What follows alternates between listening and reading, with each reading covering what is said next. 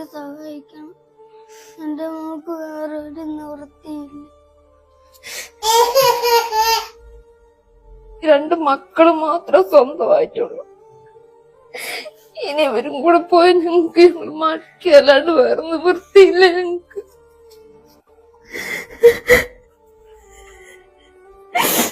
ഒരുപാട് പൈസ ഞങ്ങളിപ്പോ തന്നെ ചെലവാക്കി കഴിഞ്ഞു. നിങ്ങളെ കാരുണ്യം ഉണ്ടെങ്കിൽ എന്റെ മോളെ ഇനി പൂർവാധിക ശക്തിയോടെ തിരിച്ചു വരാൻ കൊണ്ടേ പറ്റൂ. ജീവിതത്തിലേക്ക് വരണമെന്നുണ്ടെങ്കിൽ നിങ്ങൾ സഹകരിക്കണം. എല്ലാവരും ഞങ്ങളോട് കനിവുണ്ടാവണം. എല്ലാവരും സഹായിച്ചു. ഇനി നമ്മള് മരണമല്ലാണ്ട് വേറൊന്നുമില്ല. ഇതിനും കൂടി ആരും സഹായിച്ചില്ല. ഞങ്ങള് കൂട്ടത്തോടെ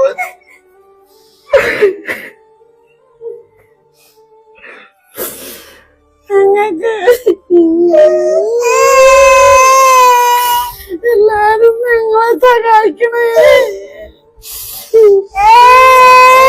അസ്സലാമു അലൈക്കും വറഹ്മത്തുള്ളാഹി വബറകാതുഹു. പ്രിയപ്പെട്ടവരെ, ഈ പൊന്നുമോളെ കൊതിയോടെ എനിക്കൊന്ന് സ്പർശിക്കണമെന്ന് അതിയായ മോഹമുണ്ട്. പക്ഷെ വേദനകൾ സഹിച്ച് ജീവിക്കുന്ന വെറും 2 വയസ്സ് മാത്രം പ്രായമുള്ള ഈ ഒരു പൊന്നുമോളുടെ ജീവൻ രക്ഷിക്കാൻ വേണ്ടിയിട്ടാണ് പ്രിയപ്പെട്ടവരെ നിങ്ങളുടെ മുമ്പിൽ ഞാൻ യാചിക്കുന്നത്.